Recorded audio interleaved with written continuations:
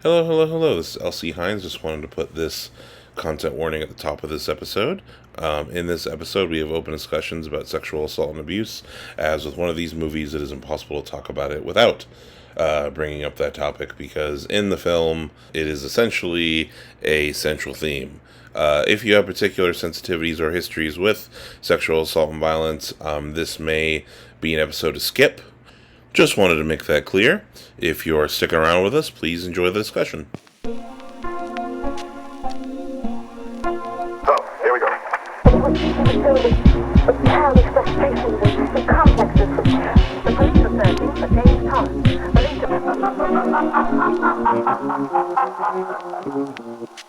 Hello, hello, hello. You're listening to Midnight Movie Gang. It is 6:09 p.m. Night Movie Gang.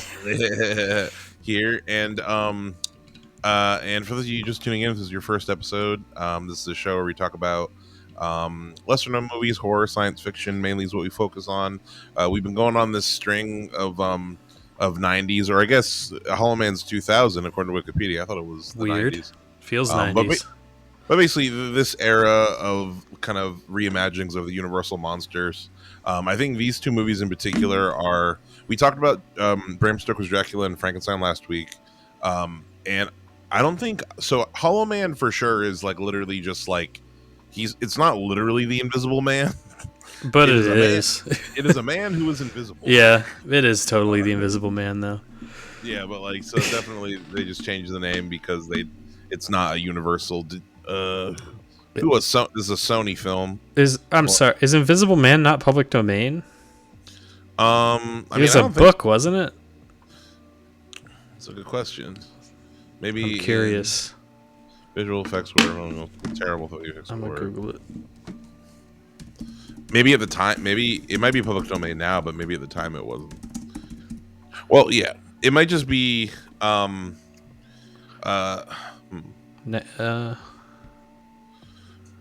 it is public domain now. I'm not sure. I don't know. Well, because I know that the Invisible Man that came out in 2020, which we could probably cover in the future at some point, because that's also a good movie, is like a Universal. There's like references to the original Invisible Man in that movie, whereas like all the characters in this movie, like this is not a remake of like the original, which still haven't seen. I got the box set of all those old Universal movies, but it's not like a remake of that story by any means. No, it isn't. It's the same concept essentially. Yeah, it's the same thing. It's the same. It is the same monster. Yeah, and it is the same similar guy. Yeah, similar type of dude. Yeah. What if you take a guy who's kind of an asshole and you give him a lot of power? Yeah, take a guy who has some serious fucking. He's such a dick. Like you can already kind of see that like he's kind of a prick, but he's like it's like whatever. He's like a normal prick that you would encounter. Like, yeah, like a boss. Like he's just like an arrogant coworker, yeah, like an arrogant like superior. Yeah, and you give that guy like unimaginable power in his eyes. Yeah. Was this the first time you saw this movie? Viewing? Yeah, this is the first time I had heard of either of these movies. Okay. When I saw Paul Verhoeven's name in the opening credits, I was like, "What?" I bet you. I grew up watching Hollow Man. Maybe I saw it too young. But I had never seen Wolf. I had heard about Wolf, but I hadn't seen Wolf. What age were you when you watched Hollow Man for the first time? I remember seeing clips of it when I was like, my mom was watching it and I was really little. And I think there was the scene, I come into it like right in the middle.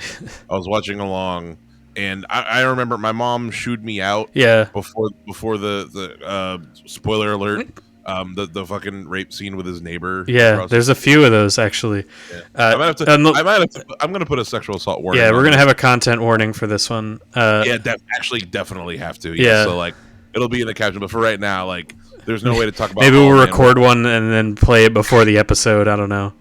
Yeah, or I can find a I can find a pre-recorded one actually. Yeah, there you go. But yeah, on the list of movies I would show to a child, this is pretty low on the list for a few reasons. But before the rape scene, my mom chewed me out of the movie, out of the room. Yeah, I remember. And like as a teen, I watch it. Here's the thing, every time I watch this movie, I like erase just exactly how much of a sexual predator he That's is. like the whole concept of the character, though. It is, but it's like the thing I remember the most is the visual effects, because the They visual are effects crazy good. are astounding. I saw a screenshot before I watched this movie, and I was like, "Oh, this is going to be funny because the effects are going to be so bad." But they're actually just super impressive. Like they don't look like a lot of them don't look great, but a lot of them do, and like still hold up. Even some of the pieces that stylistically, like okay, I think some of the effects that age the worst in the movie for me is like the transformation itself, like the transformation itself, and towards the end when he starts getting like there's a scene where he's like covered in blood or Yeah. whatever, and it's pretty video gamey. But I think Yeah. the design and the look of how they do it, like even though during the transformation scenes, like him and the gorilla or whatever, like it's very obviously CG. Yeah. It's still like shocking to see. And it's also like it's also like disturbing like it's supposed to be, but while like technically it's aged, it's still like crazy impressive. Like you look at it and you're like, I don't even know how they were able to do that. Like Yeah. like the effect is like your skin, like your hair disappears and first, and your bones disappear last, and you see It goes layer by layer, every by layer, and that like it can come back the other way too. Yeah, There's a part where they like inject a gorilla, yeah, with like a liquid, and you see it go through its entire circulatory system while it's invisible. Yeah, no, it's really cool. It's super creative and scary. And then and then everything just with like him invisible interacting with like clothes and objects is perfect. Like there's a scene where he's kind of like in the robe and he's like kind of cross like sideways on like a bed where it's like it looks, or his mask towards the end of the, because towards the we're just spoiler towards the end of the movie when he starts wearing like the silicone mask, like the lighting when you look into where his eyeballs can see are, the other side, the light coming through the other side. The light coming through the other side when he's side profile, you see like the all the holes between the noses, like it's flawless. It's like that particular, just like when he's fully the Invisible Man, it's like it's like it's literally just like an Invisible Man. It's probably the coolest looking version of this I've seen. I haven't seen the but you've seen the League of Extraordinary Gentlemen. That's true, and that was cool too. I will say. I haven't seen the newer Invisible Man movie. That was going to originally be the Dark Universe movie. Yeah, it's got some how do I put it? I thought I was going to hate that new one, but it's actually really good. It's very different from this movie. Okay. Despite the content of this movie, I would still call this movie like pretty cheesy. Yeah, this movie is Verhoeven as fuck. Like, yeah, like it's very much like an over the top. The new Invisible Man is a lot more grounded. Yeah, and so an aspect of the new Invisible Man that I still don't love, but something that I thought was really going to bother me in the new. I'm spoiling this for you, Joseph. Okay. And spoilers out there for Invisible Man 2020. It's a suit. Yeah, it's not a serum. It's an invisible suit. Yeah. I had known that. Which initially I'm like, okay, half of the like the shit about the Invisible Man is it's an invisible naked guy running around. Like that's part of it. Can we talk about how like in this movie, why is everyone so cool with him just being nude around them? Yeah, at what point do you go like, okay, but yeah, can you put on like some clothes so we can at least like see where you are and I know your dick isn't hanging out in front of me? I mean, that's pretty much just the like the first part of him being there. Yeah, like before he like we're starting to get into spoilers here. I guess we didn't even we didn't do a thing of. So real quick, you said you hadn't heard of either of these movies at all? No. Okay, yeah. Point is, I grew up knowing Hollow Man, actually to the point where like when I saw other Invisible Man things, like I think I remember the first time I saw League of Extraordinary Gentlemen, I was like, well, that's not Kevin Bacon. This is an inconsistency. Hashtag that's not my Invisible Man. How does the shared universe even work? Yeah.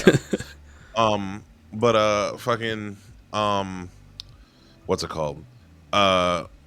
Yeah, no, and then Wolf. I had seen like I remember, the only thing I think I knew about Wolf was like I was watching a video of like top 10 werewolf movies, like a Watch Mojo thing. Yeah. And Wolf was like number 7. Yeah, that tracks. And I also just remember thinking like, yeah, Jack Nicholson Wolf movie 90s, like that'd be cool. But yeah, I had never seen it till this point. Yeah.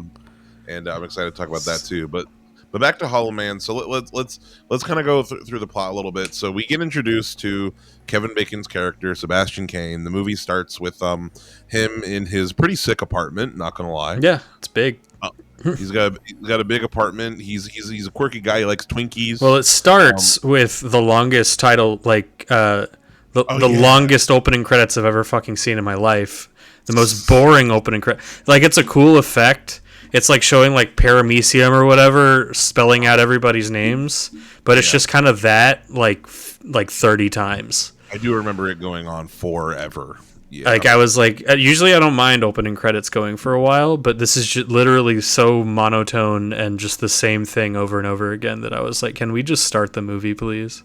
I may not. That may not have stood out to me as much because upon this rewatch, I was working on something on my laptop, but I was still watching it. Yeah. Also, because I've seen it before, and also it was a VHS viewing. Oh, nice. And about halfway through, I finished what I was doing. I was able to just watch it. Yeah, no, this was a fun VHS watch. But yeah, that super long title sequence. Yeah, I remember now, and all the letters are moving around. Yep. Yeah, but yeah, we get introduced to Kevin Bacon in his apartment. He's eating Twinkies.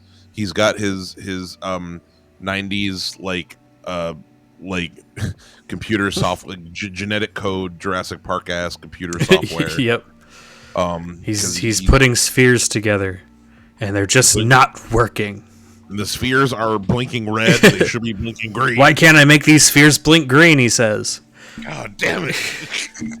He's playing a game of Contagion. But then I forget what does it. I think it's like I forget what inspires him to figure it out. Like I think it was like we get a little bit of Chekhov's. Like he looks at the woman across the street. Yep. I think something about that He made him creeps on her. Yep. He creeps. Yeah, he's like, boobs, 2 orbs. Why don't I try 2 orbs there? From the jump, we already get the sense that this guy is a creep. Like early on, we're like, yeah, this is not the man that you should be given the power of invisibility. No, he's a real creep. He's a real creep, even from the jump. But yeah, he figures out the thing. He makes the orbs go blue.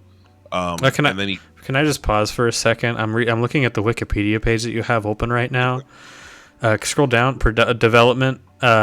Following the multi-layered controversial Starship Troopers, Paul Verhoeven wanted to tone down the levels of sex and violence in his next film, aiming to make a more conventionally commercial blockbuster. I think Mission failed, buddy. Yeah, this movie is way more fucking sexual and violent. Extreme. That's like the core theme is rape. Honestly. Yeah, I would also argue that Starship Troopers, like the when he talks about by talking about like levels of sex, it's just there's a lot of nudity in that movie, but I don't even necessarily think it's like inherent. I think less than this movie. Yeah, but fucking that's true, invisible nudity. But like I think about like the showers. When I think about I don't know. When I think about the nudity in Starship Troopers, it's kind of like neutral. Yeah, mostly like the whole in terms of like there's one sex scene. There was one sex scene in Starship Troopers, and like I think about like that shower scene where it's like all the men and the women in the communal showers, but they're not really like it's not an orgy in there. No, they're just showering. Yeah, so like I don't know. Interesting they put it that way. Yeah, but yeah, no, definitely failed at that. Yep. With this one,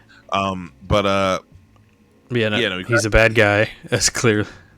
He's a bad dude. He cracks the code. He Skype calls Elizabeth Shue, his ex-girlfriend. Is his ex-girlfriend and coworker, who's another doctor at this lab of mostly hot people. Yeah, what is this like the GQ catalog of secret science bases? Yeah, it's like the cast of Friends. Yeah, they are. Yeah. As like Josh Brolin is a scientist. Are you fucking kidding me? He's a scientist in what's it called in Mimic. Yeah. He is. We do the Mimic episode. In my headcanon, this is in the same universe as Mimic. Why does he keep getting cast as a scientist? He looks like a football player. That's true. He's very macho. Why didn't they ever cast Josh Brolin as fucking Clark Kent Superman? That's a good point. But yeah, so she's sleeping with Josh Brolin, but Kevin Bacon doesn't know he's turned away while he video calls her saying that he cracked the code, and it's revealed that Josh Brolin is another. There's a bit of a love triangle, like a secret, Yep. thing that like They're having an affair. Yeah, not an affair. They're broken up. It's just that like Josh Brolin and why am I forgetting What's her name? face? Blonde lady. Elizabeth Shue. Elizabeth Shue are hooking up now, and Kevin Bacon just doesn't know about it. Yep. And obviously it's something that's gonna it's Chekhov's fucking relationship reveal. Yeah. Like obviously it's gonna come into play later. But yeah, they crack the code, and then we let's see. Next, we see an invisible gorilla crush a rat. Oh yes, no that shot. Oh, I love that shot. That caught me off guard a little bit. You see the rat crawling around. You see And then this like rat you see crawling it around. get eaten, which is like, what? How is it that like once you eat something, you can't still like see it like moving around in its stomach? The rules are vague. My theory with that, because that's something that's in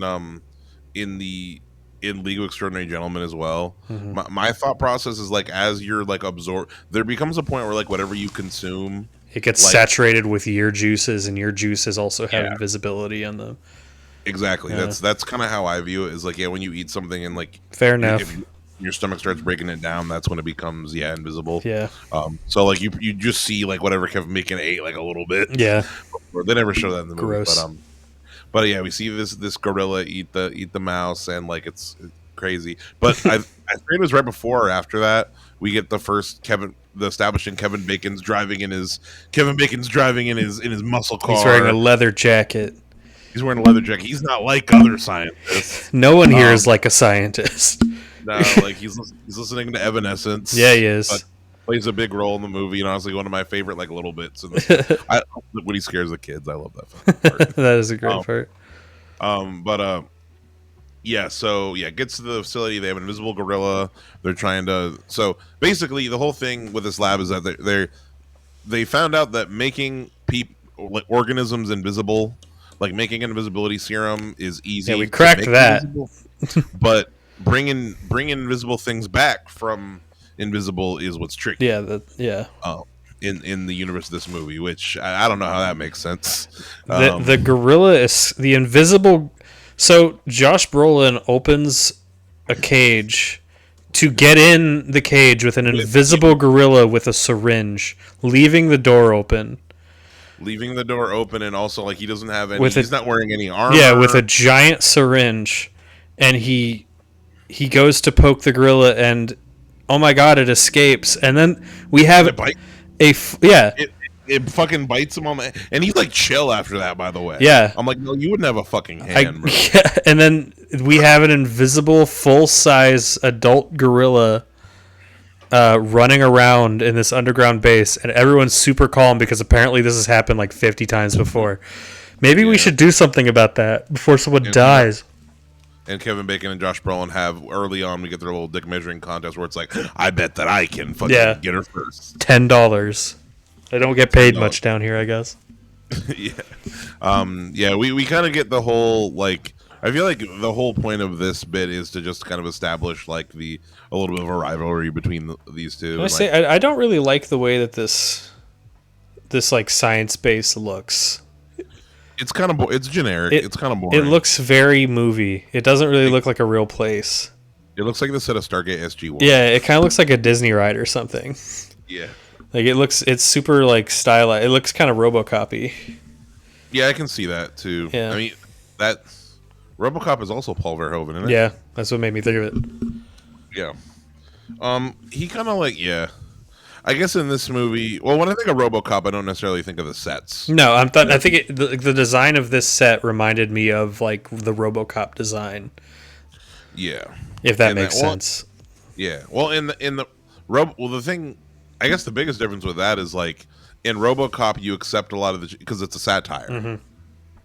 Whereas like this is like we're supposed to be taken a lot more seriously. But the lab ain't very unique looking. Mm-hmm. It's not like a Jeff Goldblum fly lab or Yeah.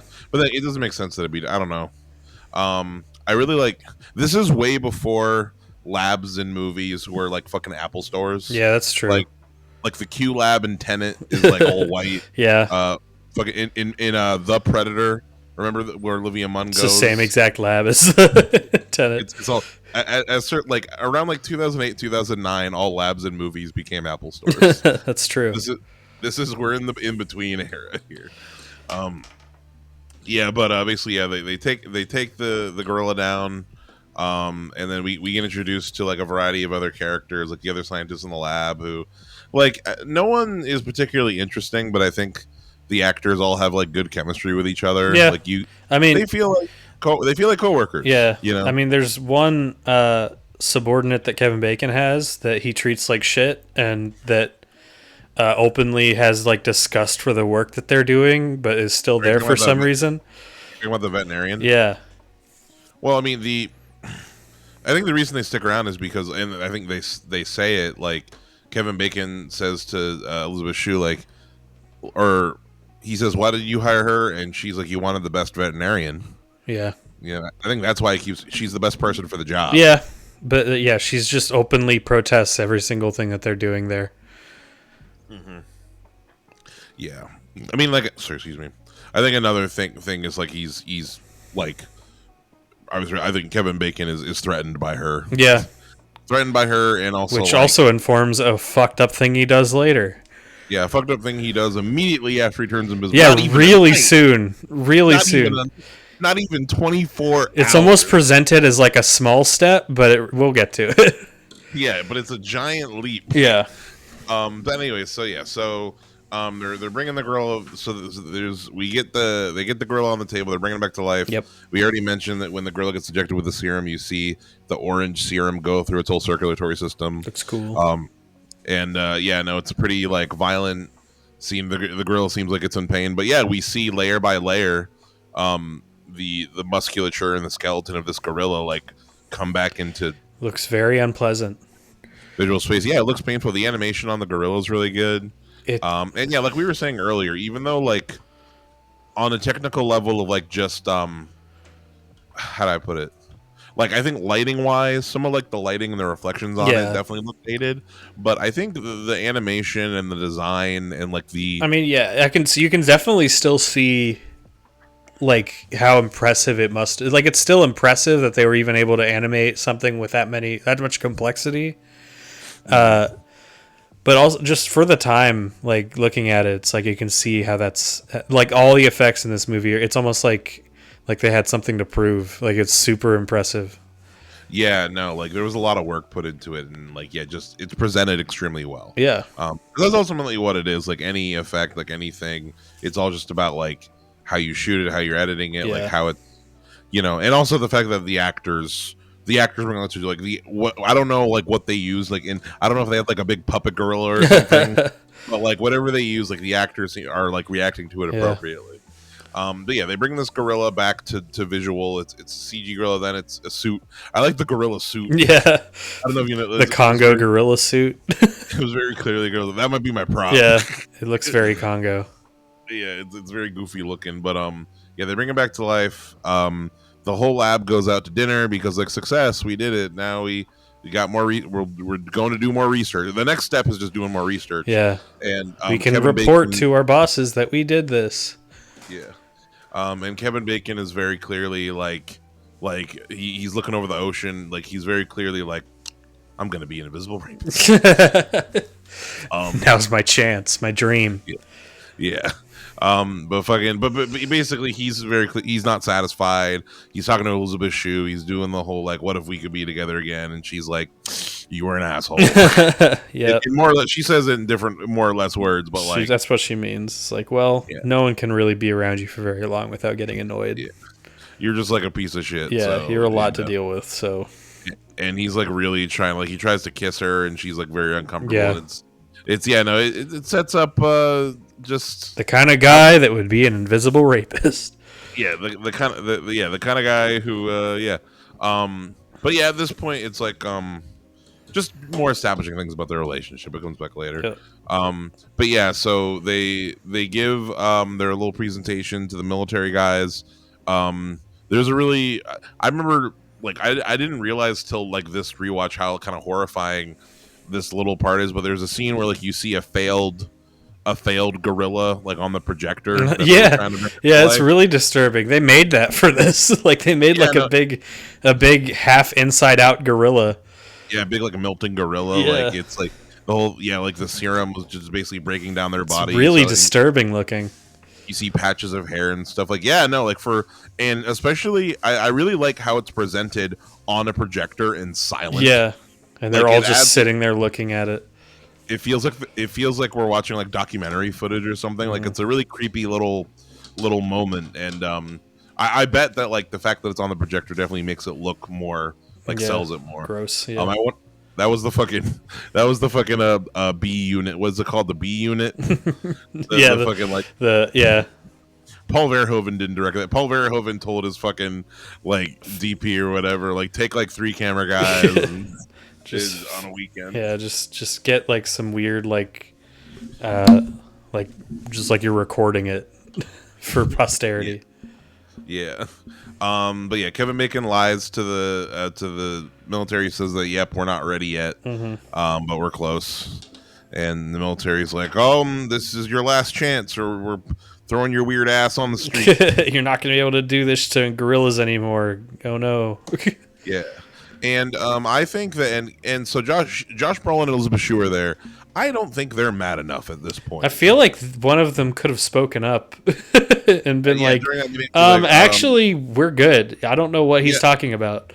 Yeah, he's fucking lying. Yeah. Why are they just going along with it? Like, if you, like, yeah, he's your boss, but like, he's lying to your boss's boss. So fuck it. Yeah.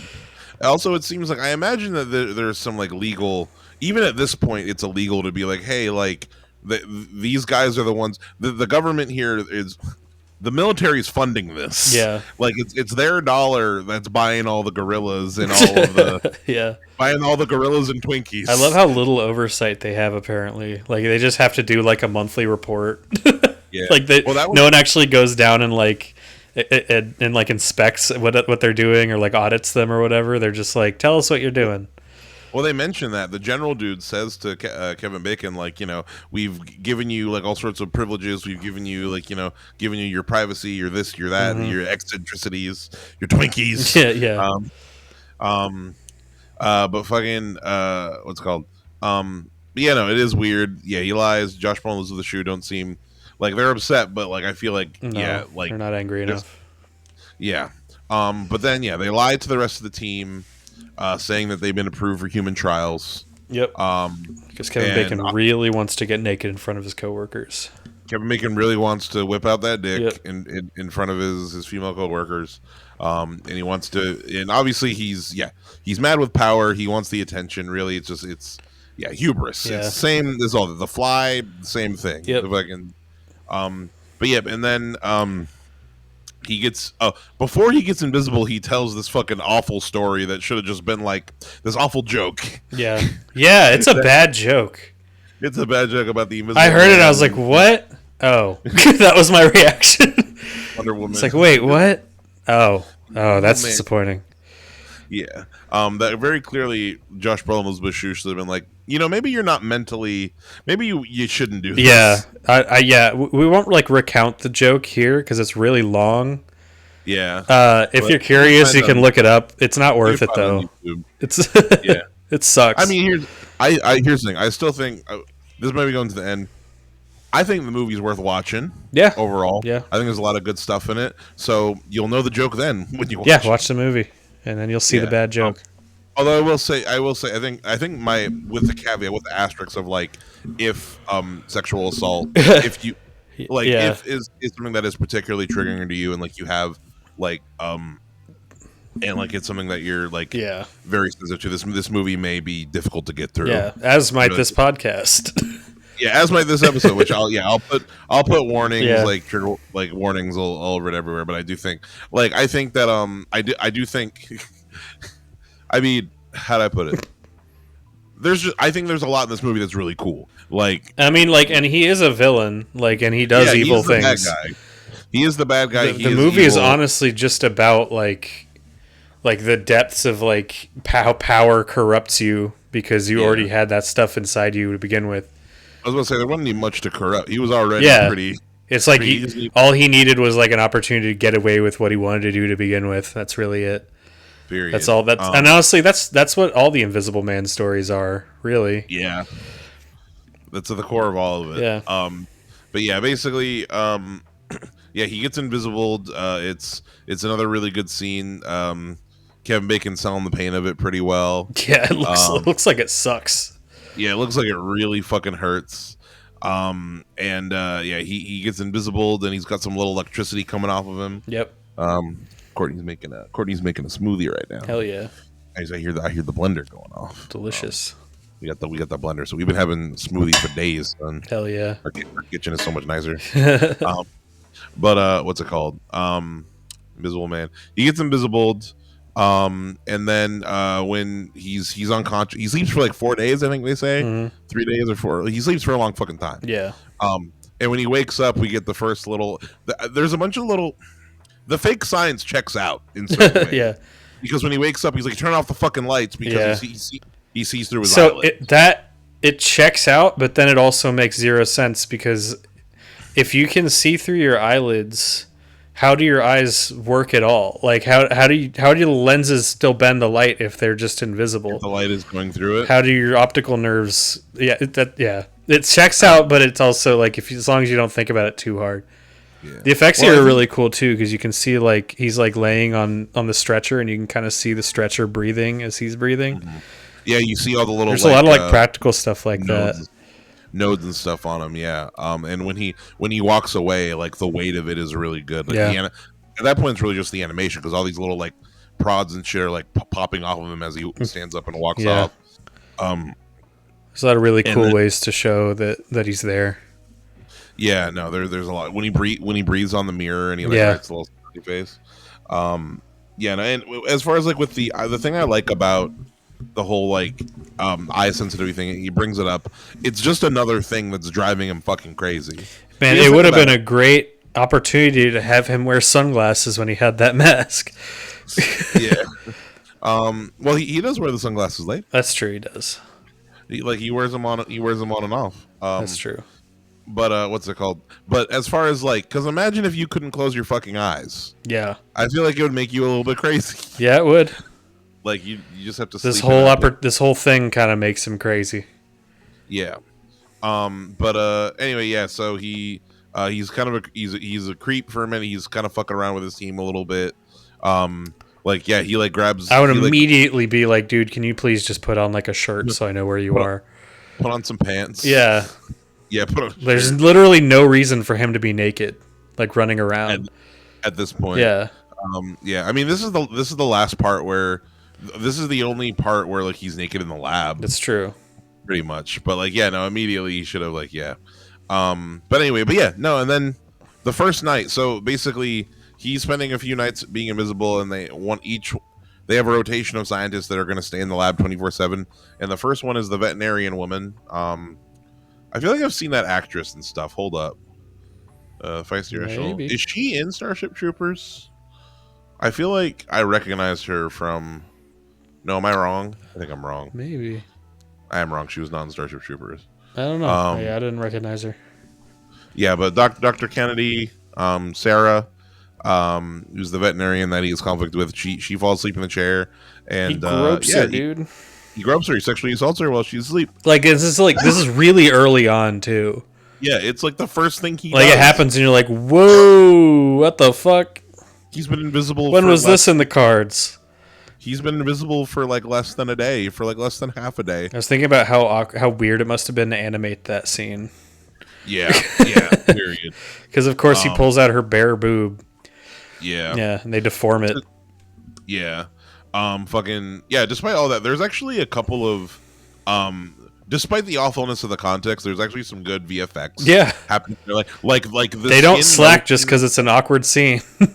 Yeah, or like later, actually, I hesitate to call it one of my favorites. It's a nightmare sequence later in the movie. VFX wise, just like it's really impressive. Like it's a nightmare. He's pulling down her panties, and you see the rivets of his fingers like along her skin. It's invisible. Like It's just the animation's really well, despite it being it's awful. It's very good effects throughout the movie. Yeah, Very clever effects. Yeah, very just extremely well done effects. Yeah. But yeah, no. So that awfulness happens, and then the next morning, she very like she wasn't about this from the jump. No. And now she's suspicious of him from the jump. Yeah. The next day, yeah. So we kind of go through the next few days of him being invisible, Losing his mind. He's kind of being a little bit more of a creep. He tries to come on to Elizabeth Shue, like as invisible. Is like, you ever wonder what it's like to sleep with an invisible man? Yeah. And then you got the best fucking comeback, like, I already was, or whatever. Yeah, they try to make him visible again, but they can't. They fail, right?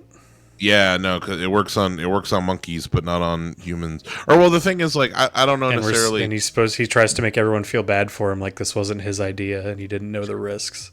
Yeah, he blames everybody else. Yeah. Yeah, but no, they can't uninvisible him, so he's been invisible for a while. He pretty quickly gets not Stockholm. What's it called? When you're inside for too long. Cabin fever. He gets cabin fever. And yeah, he's like, I have all this invisibility, and no one to harass with it.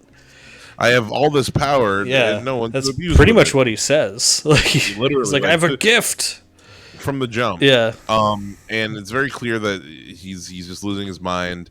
Also at this point, an important thing that happens at this point, after they fail to uninvisible him, they're like, okay, we got to take this to a next level, and they make this part makes no sense to me. I will say, what, the silicone mask and hands. What about it doesn't make sense to you? Why they did it? Why not just give him glasses or something? Well, I think they said, like, now we have a face to look at. Because like, if it was just glasses, like they still with the rubber mask, like they can at least see him emoting. I think is the idea. I get, but you really can't. Is the problem? Yeah. Also, to he would look really. I imagine that would be so fucking uncomfortable. Yeah, that's what I'm saying. Is like there's probably a million better things you could do instead of like if you literally just gave him glasses and like maybe like a fake mustache or something. Yeah.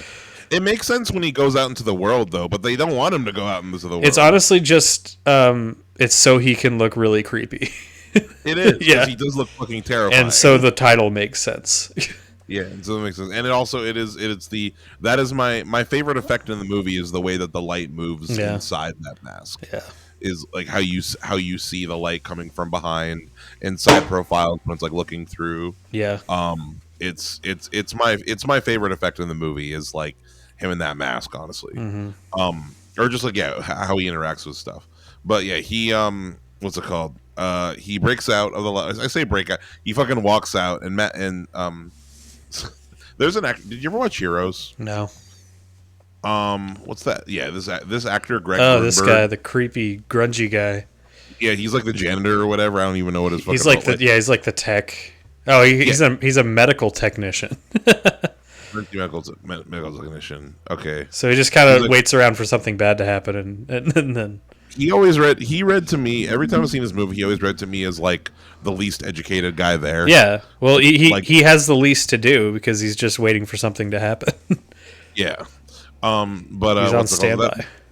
That actor Greg Grunberg, which I didn't know his name before, he plays a character named Matt Parkman on Heroes, and like to me, every time I see him in something, he's just Matt Parkman. It's like Matt Parkman is there, and he's the one on guard, and he basically like doesn't do anything to stop Kevin Bacon from leaving because I mean at this point, all the shit that he's done hasn't been like proven to the rest of the scientists. Also, Matt Parkman is kind of a creep himself. Like later in the movie, he kind of like eggs him on, like, "What? Did you mess with her?" Yeah. He's like, "I know what I would do if I was invisible, and it's probably exactly what you've been doing." Yeah. But yeah, Kevin Bacon breaks out, and then it leads to like one of my favorite little bits in the movie. He's driving, he's listening to Evanescence. He's rocking his little man, and then I love this little bit. It's just like a really. Like, so he's driving and he's at a stoplight and there are these little kids in the car next to him. Also, it's edited to the music really well. This bit too. Yeah. And the kids are like, whoa, he looks weird. And then he shows them his non-eyes and he's like, bah. And he scares them. Yeah, I don't know. I don't know. It's just a fun little moment. Yeah, it's great. Honestly, I feel like this movie could have used a lot more like gags with like that. That might. I don't. Just I think in a movie with this much rape, I think that that might. no, I'm not saying that. I'm saying we take away some rape. Oh, okay. And that's okay. Can we make this movie less rapey and more funny? But as far as like, yeah, it is. Yeah, it's a good little bit. He's in his apartment. We talked about. Yeah, he sees the woman across the way, and he goes over and he rapes her. Yep. Yeah, it's a horror scene too. He's a slasher. Yeah, he is a slasher. It's like there's a lot of build up to it. It's creepy. He's like in there and he like moves her like mirror. Like Yeah. he fucks with her at first. It's a scary scene. Like, he like really toys with her at first, and it's you know, like with all these Little Man movies, like one of the things that like I always like that is interesting about like this kind of thing is like I'm always looking and being like, where the fuck is Yeah, that's the It's scary. like- That's the scariest part. Is like he can be in the room with you, and you just won't know it. He could be Yeah. 1 inch from you, and you wouldn't know it. That's the scary part. Yeah. But fucking what's it called? But yeah, so that scene happens. They don't actually show like you see her like go and then like Yeah. it cuts away, but it's I don't even want to call it heavily implied. Like they're like, yeah, that happened. But yeah, he comes back to the lab and all the scientists are there like, what the fuck, man? Yeah. And he goes on another god rant, which he's been doing Yep. for so long. Yeah, I think the biggest like you call it an outside. These scientists aren't that smart. No, they're not. They really let him be so evil for so much of this. They're all very accepting of him, and Yeah. they're all very passive toward this asshole. Yeah. But yeah, the next thing that happens pretty much, so he keeps sneaking out.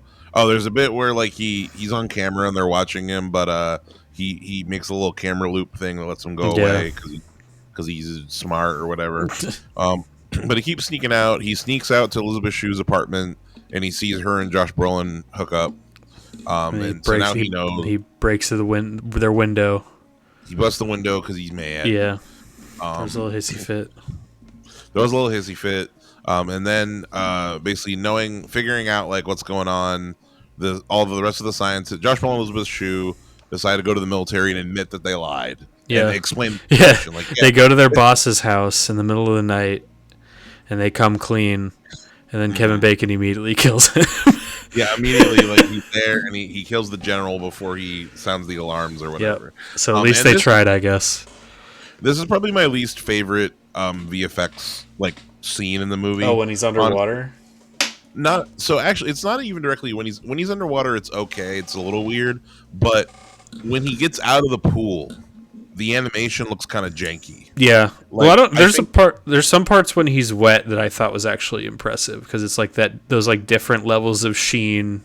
He dries off like unrealistically fast, but it's like you can tell they put a lot of thought into like how water affects the skin, and if you could just see the water on the skin and not the skin itself. Yeah, I mean, yeah, it looks cool. I always just thought like when he runs away, it looks a little weird to me. Yeah. Like I don't know that like little. It's literally like a 2-second thing, but it always kind of took me out. There's a couple shots like that. Yeah. But I mean, still pretty impressive. So yeah, so now the next day, the scientists all come to the lab, and then they find out that the general got killed. And when they try to leave, whoops, we're in the third act of the movie right now. It turns out that fucking Sebastian changed the codes, or locked them all out of the codes so they can't. Now it's a slasher movie. And now it's a slasher. Now it's a 1x1. That's why there's so many scientists, you guys, because now they're gonna kill and die one by one. I'll get taken out, and I gotta say, I mean, there's some pretty brutal deaths in this part. Yeah, like Verhoeven kind of like it's clear that's that, him, like, dude. He loves his violence. Yeah, he's he's really good at it. Like there's a scene, what is it when they're in the lab and like there's all these blood samples and like. One of my favorite design wise when Kevin Bacon's all covered in blood and he looks like a demon. Yeah, he does. I like how he's like, I want to make a movie that's less gory, and one of the like the vet lady runs back to the blood bank and just literally just covers the room in blood, like to try to use it as a tool to detect Kevin Bacon. Yeah. No, fucking. And then so the room's covered in blood and he's covered in blood. But we wanted to make a less gory movie. We forgot to mention the Predator vision goggles. Oh yeah, they can see invisible things with they have these goggles that make Predator vision. yeah, I like those. But which it's a good tool. Heat vision goggles. But then like at one point Sebastian like breaks like a heating pipe or whatever and makes the room. Yeah. Like the room is just as hot as him. It's honestly like there's like a bunch of points where it's like we can see him now, we can't see him now. They're like puzzling out each other, like they're like trying to like every time they get a leg up on him, he figures out a way to like undo it. Yeah, I really like this because it is like a little bit of a cat and mouse, like a little bit of a war kind of like thing. because he's still just a guy. He's just you can't see him. That's like his only power, but it makes him scary enough. Yeah, no, it's an advantage. Yeah. But definitely like an advantage that he has to like know how to use. But like, yeah, this whole like last sequence where everyone's getting picked off, like there's some good kills, some good like horror moments. Kevin Bacon's scary. Josh Brolin and Elizabeth Shue end up in the freezer. Yeah, he locks him in and turns it up all the way.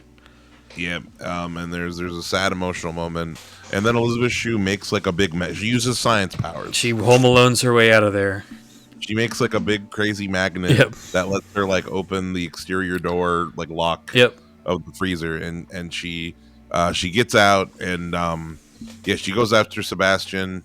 I forgot I really like there's like a one-on-one fight between Josh Brolin and Sebastian where they start just talking about like you were never good enough for her. Yeah, exactly. I'm more man than you are. Like it's like are you for real? This is all over a girl. Like, is now the time? You were nothing without me. Yeah. Like he's just gone complete like megalomaniac, like narcissistic maniac. Real Shakespeare, like just levels. Fucking Matt strikes him with a crowbar. He gets burned, which a little bit of it confused me. I thought it would have looked cool if like there was just some like weird charred skin, but like there's like a layer of ash gets like washed and then it just goes away. I guess the part that's still is flesh is still invisible, but if it just turns to carbon, it turns to carbon, I guess. That kind of makes sense. Yeah. I guess as far as like maybe like he is like all wounded and burned, but like you just can't see it. Yeah, it is maybe. Probably. It made a little less sense to me. Probably didn't think about it that hard. He gets electrocuted, and you see his skeletal. He does like full like Scooby Doo. Scooby Doo skeleton. Yeah. But it makes sense. There's a big final fight. Oh, they do the Daredevil thing, where she activates the sprinklers so she can see him. Yeah. In the water. And that's a good effect too. I thought that this version of the effect of the wetness looked a lot better than earlier when he got out of the pool. Yeah, it did. And like there's a part where like he's like got his foot on her throat, and like the animation of that like looks super solid. Just imagine this naked dude running like chasing you around and you don't even know where he is. Yeah. But you know his dick is out. Yeah. They drop she drops him down an elevator shaft and kills him. It's a big final fight. And then the movie ends with Elizabeth Shue and Josh Brolin making out. Even though Josh Brolin was way more injured than than I think he was like incapacitated, but I guess he got a health pack, so he's fully fine by the end of the movie. He's got kind of a limp. Yeah, he just he needed an assist. Someone needed to pick him up and pat him on the back. Exactly. And that's Hollow Man. Yeah, a movie that it's worth a watch. It's Verhoeven, so it's not bad. It's Verhoeven. I mean, like it's a well done film for sure. Could it have had a little bit less sexual assault content? Probably. Yeah. The problem is that's just the whole like thesis of the movie. It makes sense in terms of in terms of the story. It makes sense for the character. Yeah. It's not like it doesn't make sense. Like it really just is like a thing of if that is something that you're particularly sensitive to or that So you just it don't may want to see for whatever reason. Yeah, it's definitely also not the end of the world if you don't see this movie. I just think that like if you are able to get through those aspects, there's like a lot of really cool VFX. There's good performances. Yeah. There's like really good scary horror movie moments. Yeah. Like it's like It's when I think of like the performances are okay. yeah, the fake movie science is pretty cool. Yeah, there's a lot of saying and, yeah, stuff about humanity and whatnot. Paul Verhoeven is a cynic as usual. Verhoeven's a good director, Yeah. and like this movie it's well put together. Like it's well edited, it's well paced, Yeah. it's well edited. It's like it's a solid like monster movie, like Universal reimagining, whatever you want to call it. Yeah. I definitely recommend checking it. What's it available on? Good. And it was a good VHS watch. Don't watch because, it like, on YouTube. Don't rent it on YouTube because the what? Did they cut out a bunch of stuff? no, it just doesn't work. Oh, Same with Wolf, by the way. I had to rent them both on Amazon after trying to rent them on YouTube. I feel like I don't know how this works exactly, but I feel like there are movies that YouTube or Google just doesn't like look at to make sure it still like works to stream. But it's like missing frames and it like freezes periodically, which does not happen with other movies that I rent. that sucks. Yeah. I'm sorry, Joseph. Now that we don't live close to each other, you can't experience the advantages. Right. Yeah, I don't get to watch physical media. Yeah, but no, I watched this on VHS, and something that I think VHS added to this viewing, honestly, is like it made his flesh mask look creepier. Yeah, I bet it made the effects look better too. Yeah, no, definitely. It was a good VHS watch. Had some good ads too. But anyway, we talked about that for longer than I thought. It's a lot to say. Yep. Let's talk about Wolf now. Oh, do you have a prop for Invisible Man? I want the goggles. The goggles are pretty cool. I like how they're red, like they shine red light on your eyes for some reason. Yeah, But it's you a can cool still design. see through it. They look super 90s sci-fi. I like them. They're just cool looking props. They don't look like cheapo. They look really, really high quality. It's quite sick. How about you? Oh wait, one more thing about Invisible Man. Yeah. Fucking, we didn't mention. You skip the invisible dog scene. It's too sad. Oh yeah. Okay, so it might make me a bad person, but I laughed really, really, really hard when that happened. So He did whip that motherfucker. There's an invisible dog that's barking at the invisible man. This already sounds like I'm describing a dream, or like a Led Zeppelin lyrics or something. But he sees the dog barking and he takes personal offense. So he opens the gate, and then it cuts away, and then it cuts back, and he just splats it against the wall. We see it all in Predator. We see it all in the thermal vision. Yeah, it's all in thermal vision, so it's not like disturbingly gory. It's just he picks up the dog, and then we cut away, and then we cut back, and he just splats, and it leaves this like big Nickelodeon splat of blood on the wall. Crazy. He just whips it against the wall. Yeah, no, it's I understand in the ways that it's funny. It is very over the top. It's a very It got me. I don't know. Yeah, but yeah, no, if and yeah, like you said, it's not that gory because we just see it in the thermal cam, but it is. It caught me off guard. I'll say that. I thought he was gonna like snap its neck or something, not whack it against the wall like a sack of flour. Maybe take it somewhere. Yeah. Or something. Yeah. No. But anywho, yeah, I want the gorilla suit. Yeah, that's good. That's my thing. You put it on like a mannequin against the wall. Yeah. People are like, well, was that from Congo? No, it's from Hollow Man. Yeah, it's from a movie you haven't seen. But yeah, let's talk about Wolf. Wolf of Wall Street. Different Wolf. Wolf from Pulp Fiction. This is actually a spin-off of the character of the Wolf. Yeah, that's why they call him that, is because this is him. I mean, it could be if you once we get into it. Do you see the trailer for the movie Wolves? No. It's literally it's It's a sequel to this, but there's like 50 Jack Nicholsons. Well, no, it's a thing where it's like, I don't know if like a wolf is like, so it's a movie about two. It's like I haven't seen it. It was on Netflix. It stars Brad Pitt and somebody else big, even though it's a Netflix movie. And they're both they have the job of wolf. They are both guys that clean up after crimes. Like they clean up after like murder, like literally like So Wolf it's from just Pulp based on Pulp Fiction. But here's the thing, though, and that's why it confused me. I'm like, I thought that was just like that dude's name in Pulp Fiction. I didn't know that was like a position. I've never heard that anywhere else. I feel like they did just get that from Pulp Fiction. It's just the title is a Pulp Fiction. So basically, the movie is kind of a comedy. They both get called for the same job, and they both show up. and like, what the fuck? Like, this is my and like that's at least that's what the trailer said. I didn't see the movie. I heard no buzz about it. I hear Netflix movie, and honestly, my immediate reaction is like, no thanks. Yeah, I wonder if hold up. I need to just see what the Rotten Tomatoes. It's called Wolves 2. Wolves. See, George Clooney. George Clooney And Brad Pitt, and, like Oceans. Yeah, directed by John Watts. Where's the IMDb? 3.1 Letterboxd. Yeah, that makes sense. pretty middle of the road. Not worth watching. Sounds like. Oh, it's not Netflix. It's Apple TV. It's streaming, bro. Yeah. Two nameless professional fixers to work together on a job despite their preference to operate as lone wolves. No, they're lone wolves. Yeah.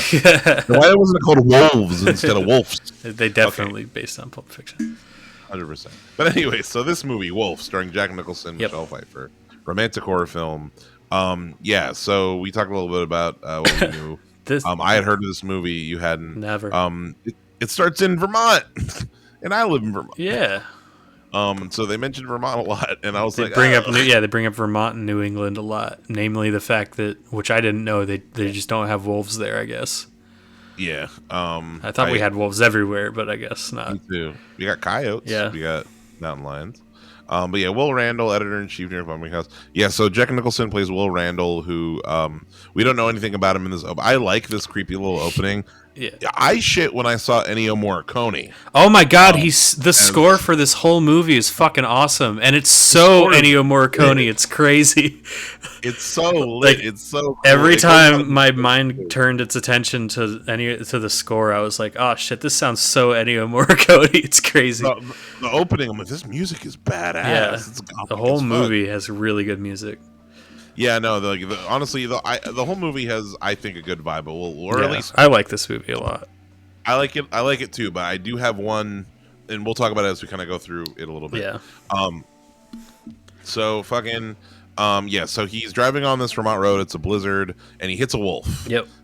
He goes out thinking the wolf is dead, which this is something like he goes out to make sure that it's dead, and now I realize what he's doing. He tries to drag it to the side of the road. Oh, is that what he's doing? Because I was like, why would you even get out of the car?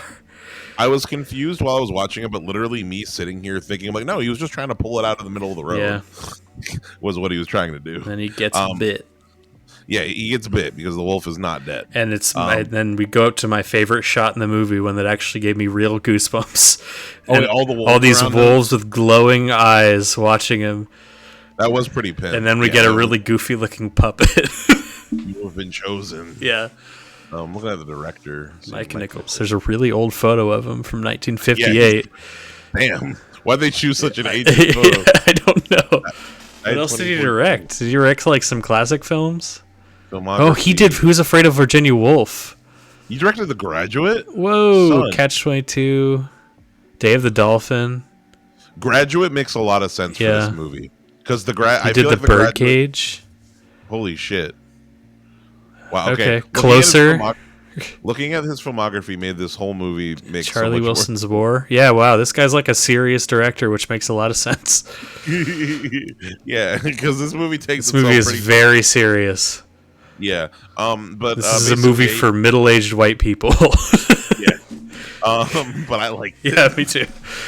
It shows our taste. Yeah, but yeah. So basically, he gets bitten. We cut to a few days later, and we're in New York. The whole movie takes place in, which I had no idea was going to be in New York. Yeah, I thought we were going to be out in the wilderness somewhere, like most kind of Wolfman movies. Yep. But basically, we learn that through this opening, we go to the office. We learn that Jack Nicholson is the editor-in-chief of a book publishing house, and they are about to get purchased by a really rich dude, Raymond Alden. Yeah. and subsequently, it's kind of rumored that Jack Nicholson is going to lose. He's going to get fired. He's going to lose his job. Yeah, everyone pretty much sees it coming.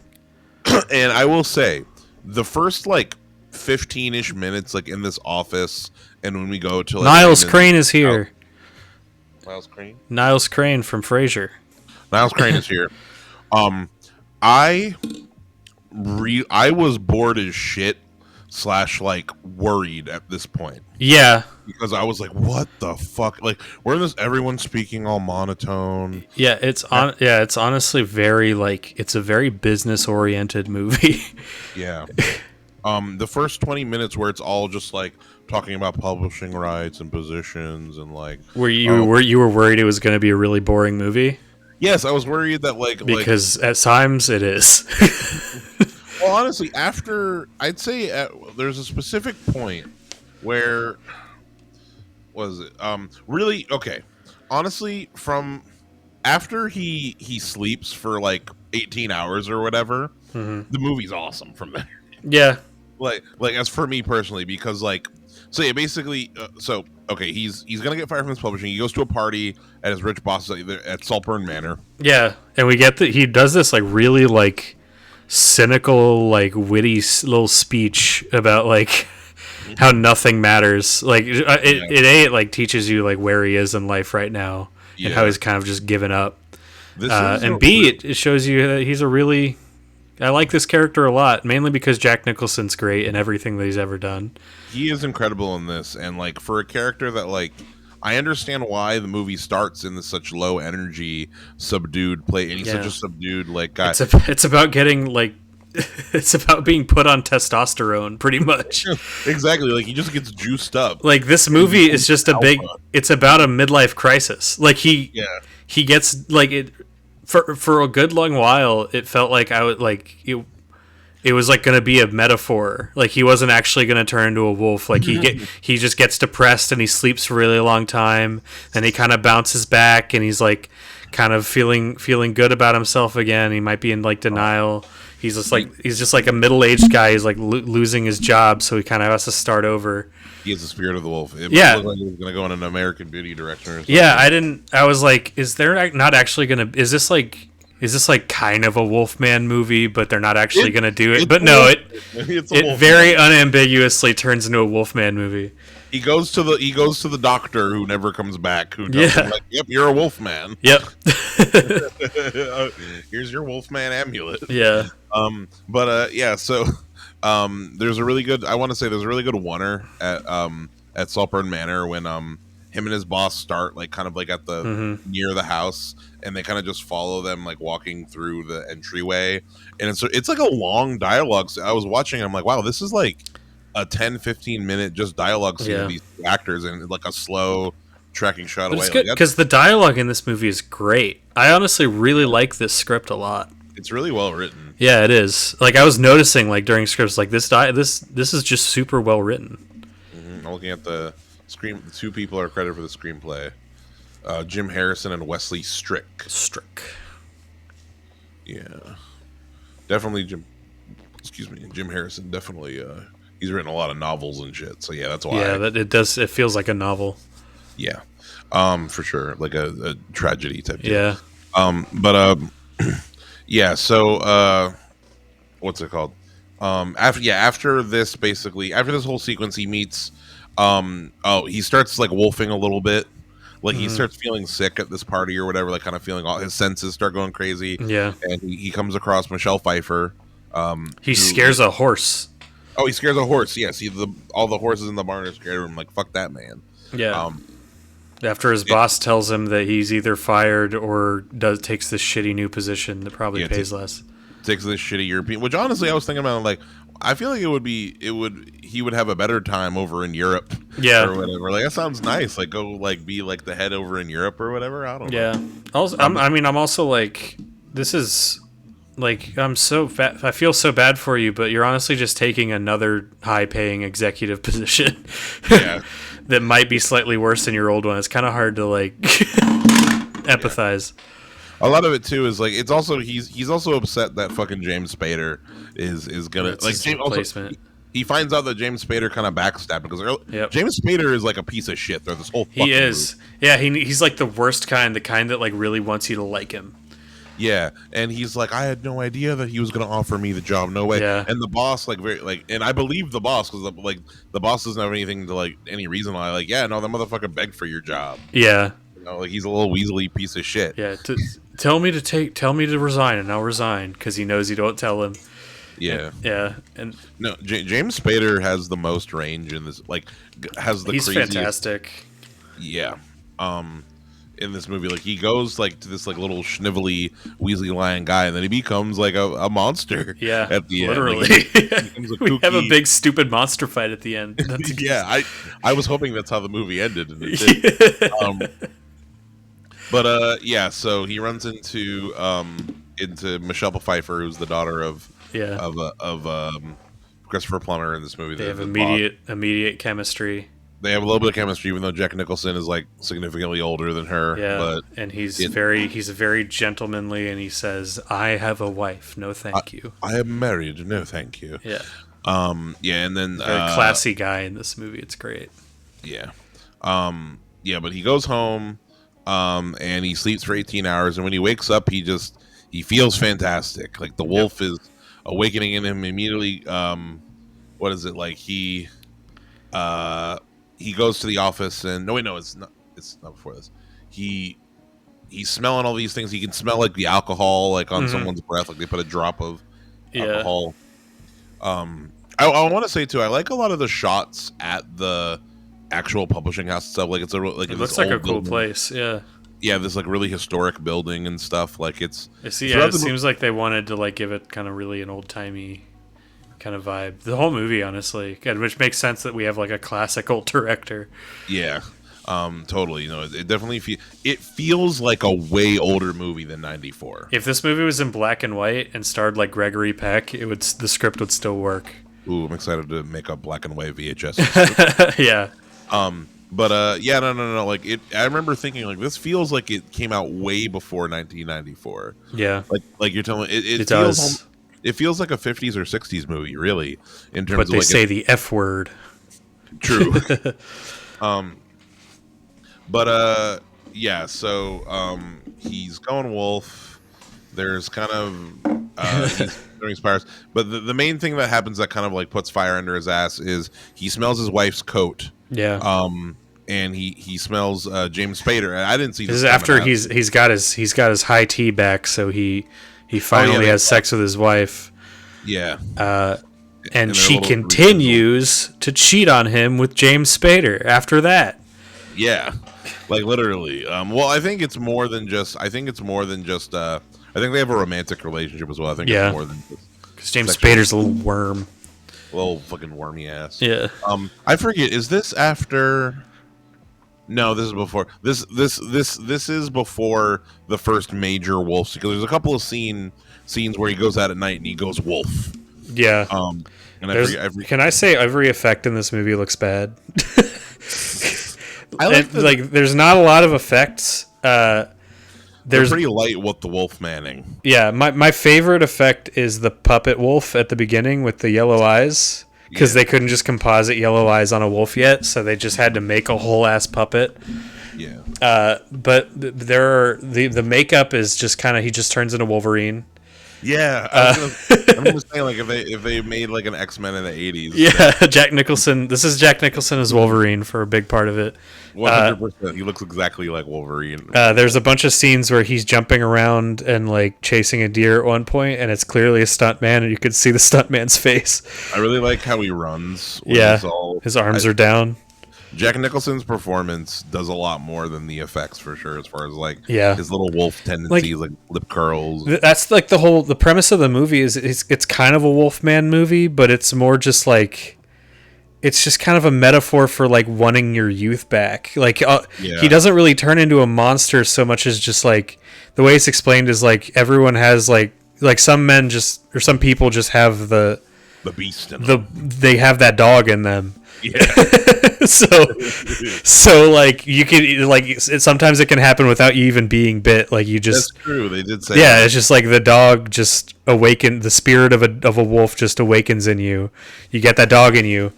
And it's like it doesn't really change you physically. It just makes you kind of more hairy, and it like changes your eye color, and I guess your teeth grow. But it's like it also makes you eat people. You're just like a scary human. Yeah.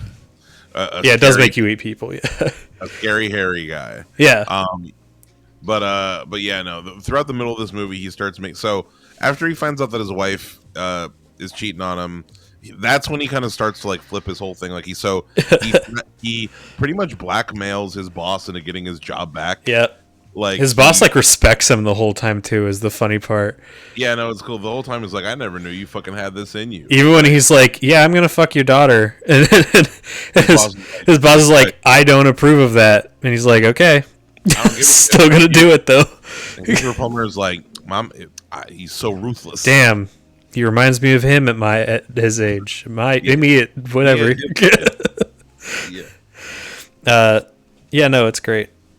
Yeah, no, Jack Nicholson's really this section of the movie too is like really where his performance starts to shine, because he still maintains such like a calm demeanor throughout like all of these scenes where he's like doing all these like little schemes in play, or like when he's like pursuing Michelle Pfeiffer, like when he comes to her like little car or whatever, and like the part where he like breaks down her life.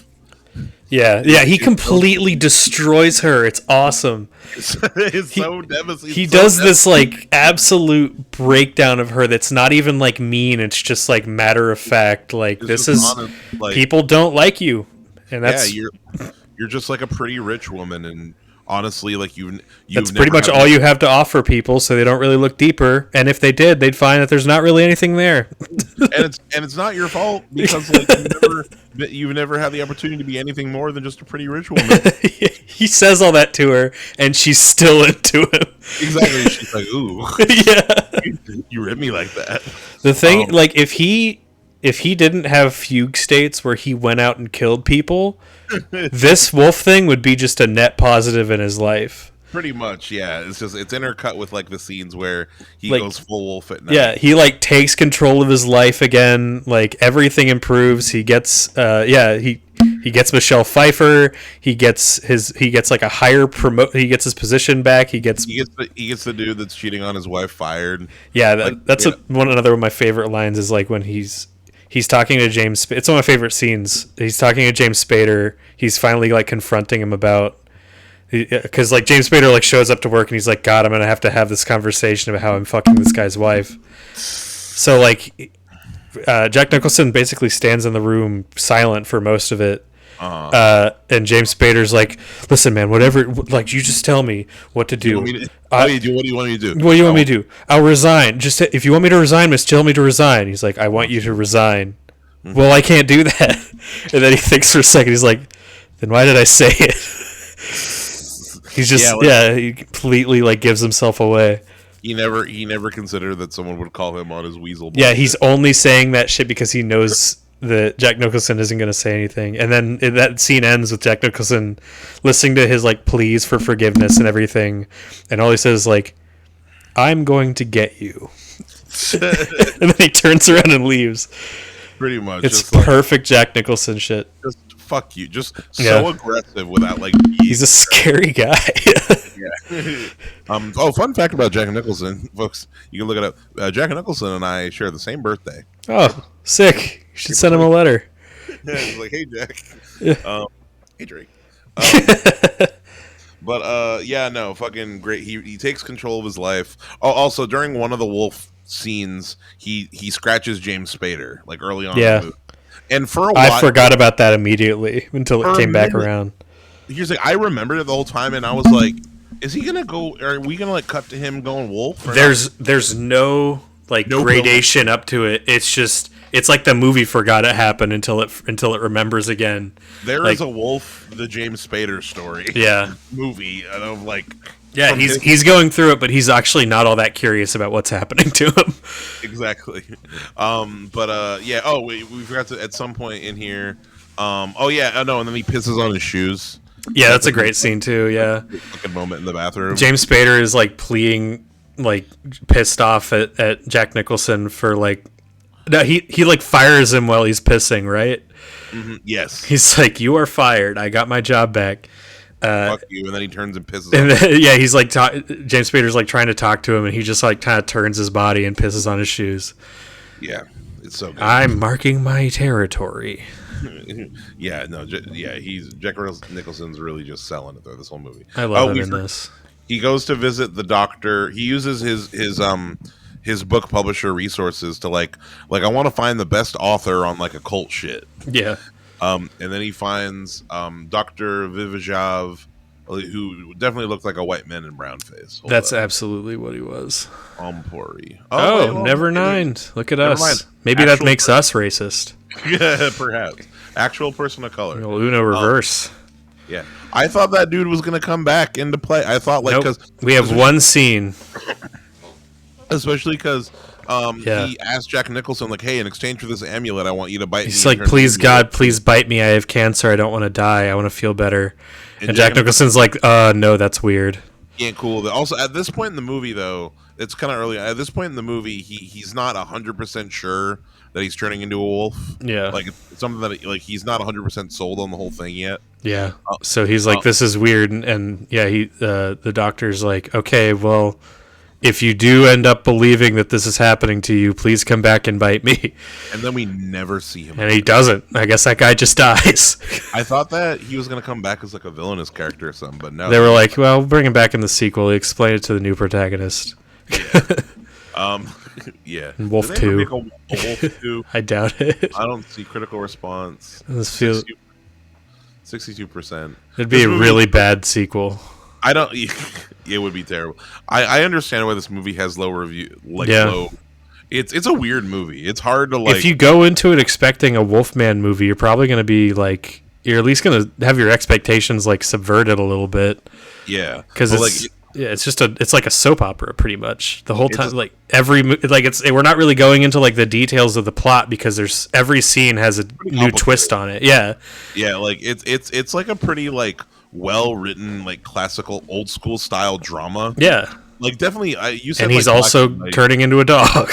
Yeah, but then just werewolf shit happens. That's like a third of the movie is the Wolfman stuff. Yeah, it's really not the. It's really at the end you get like they pack most of the Wolfman shit. Yeah. It takes over the movie, much like the Wolfman virus. Indeed. Yeah. So there's a. Yeah. So it was after he fires Stewart. Will spends the night with Michelle Pfeiffer, and the next morning a cop played by motherfucking Richard Jenkins. Oh yeah. Who I remember not super recently, but like I was just thinking like, oh, Shape of Water, man. But Richard Jenkins shows up and is like, yeah, we found your wife dead, and we found like canine DNA like all over her. So he thinks that he killed his wife. Like he thinks that, and that's what we're supposed to. I knew from the jump that like, oh, it was James Spader. Yeah, for sure. When I'm like, there's no way it's not like James Spader's going to be like, it was me. No, I was pretty sure that it was Jack Nicholson went out and killed his wife, but yeah.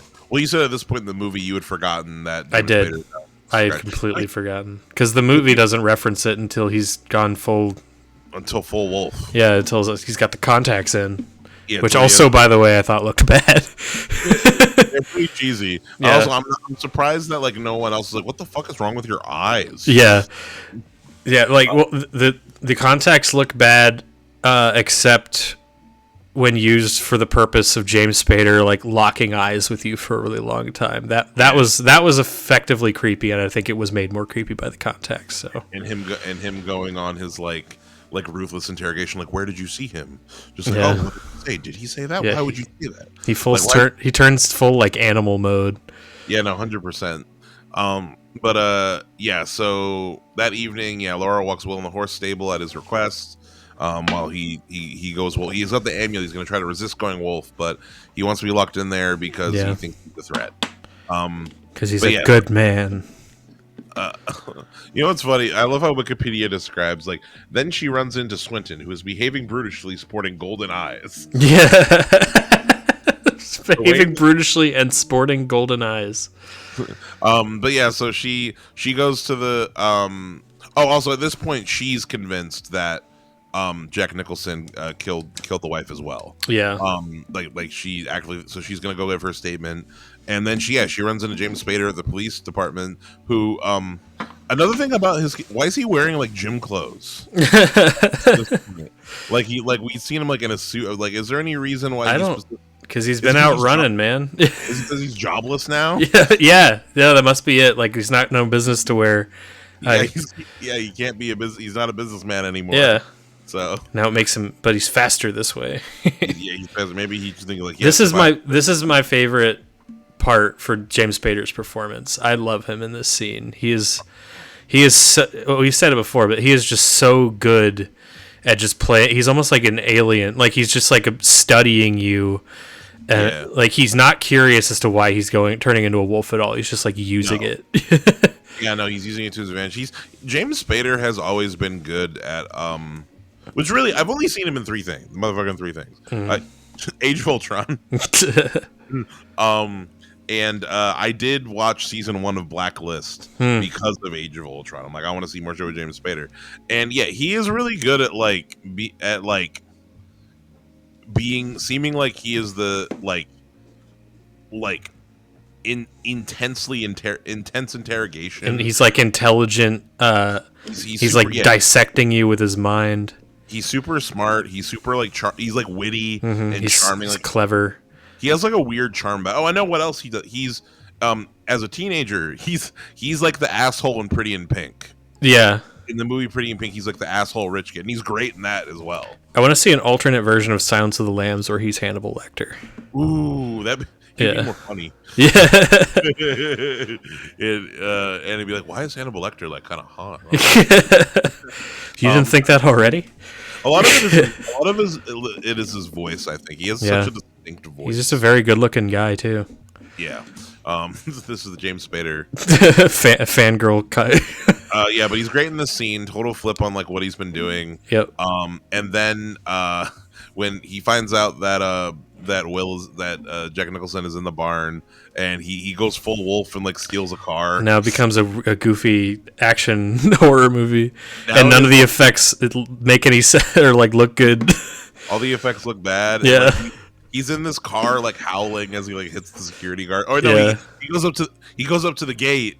And the dude's like, "What are you doing? Who are you here to see?" And he's saying like, "I'm here to fucking fuck Laura Alden or whatever." She's a real piece, isn't she? Yeah. Or some shit. There's definitely a bit of a, speaking of Hollow Man, one can almost say it's nowhere near the level of like he does like threaten, he does like threaten to sexually assault. It gets her. pretty close, yeah. It gets pretty close, but nowhere near. If you're double featuring this with Hollow Man, this is the less rapey one. Honestly, if you double feature most movies with Hollow Man, the other one's going to be the less rapey one. For sure. But it's just like a small bit of the thing. Like, it's just one thing he threatens her with. Yeah. But yeah, basically he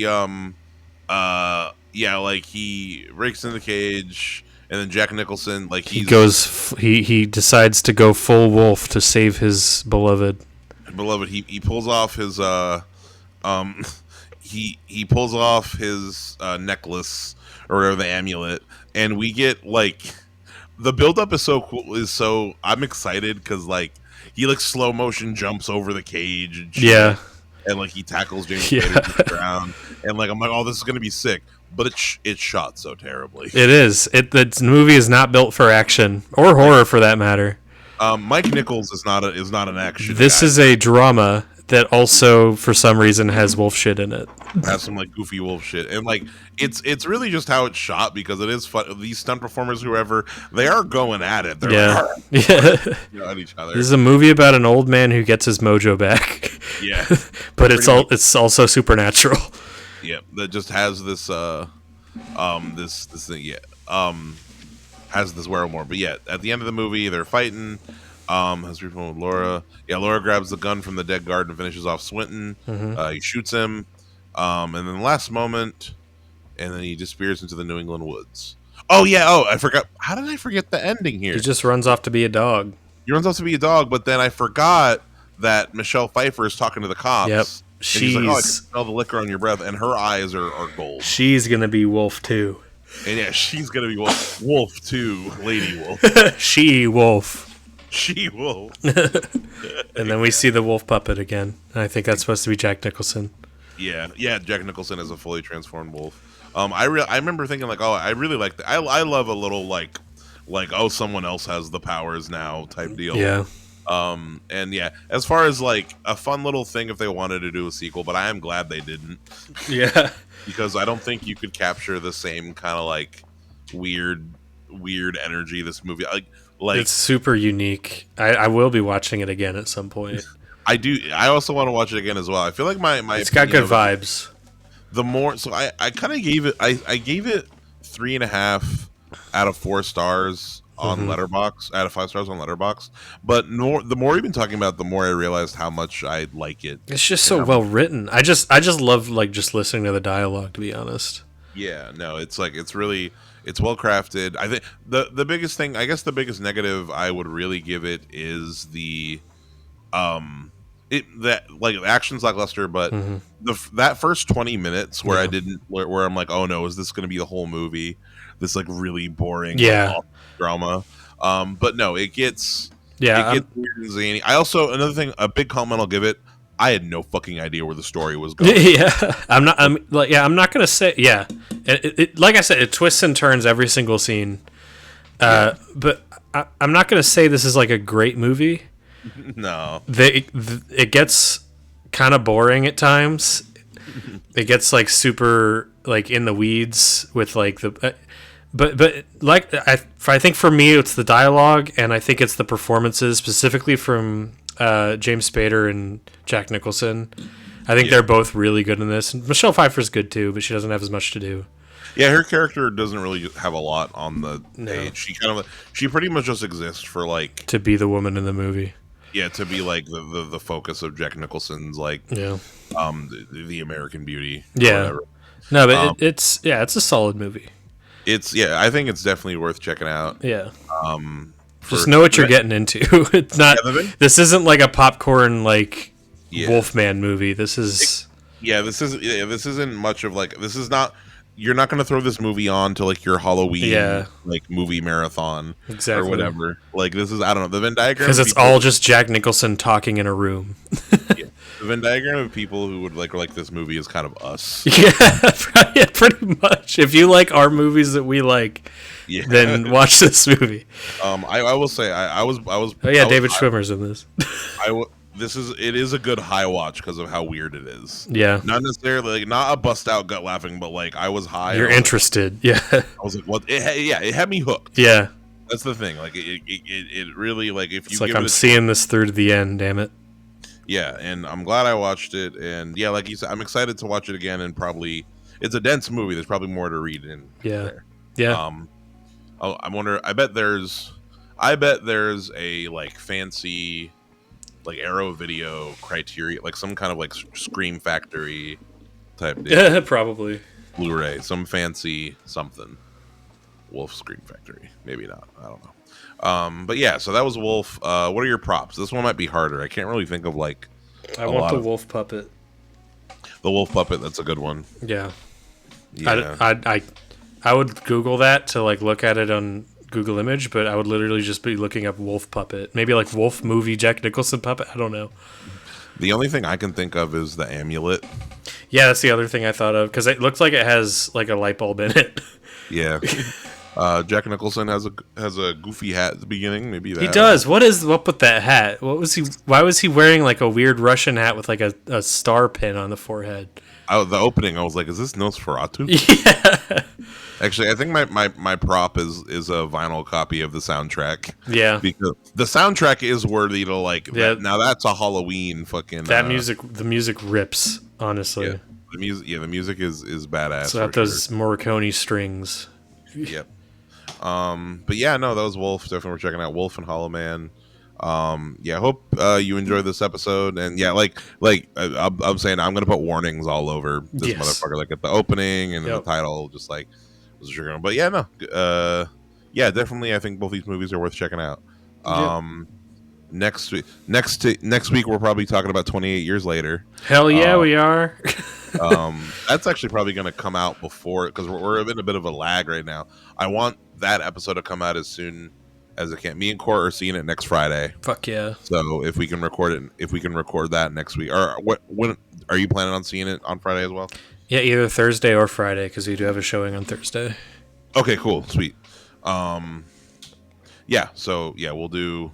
Yeah, probably next Saturday or next Sunday we'll record that. Sick.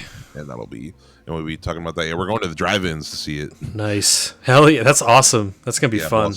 We have an actual good drive-in here. Yeah. If you guys come this summer, you should. After the pod.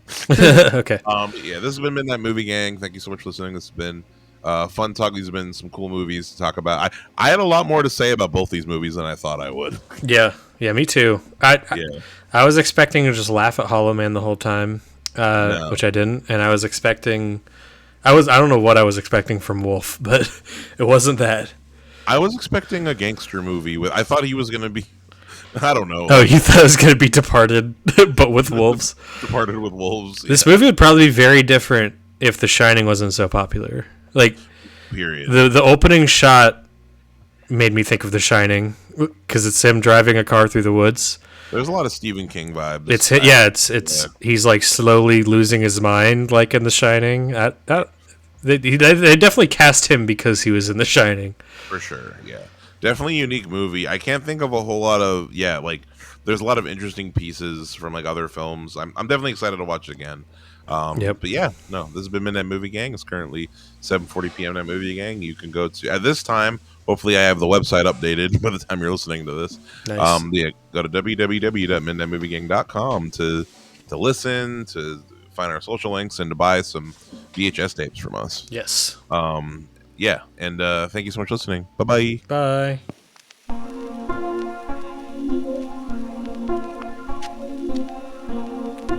So, here we go.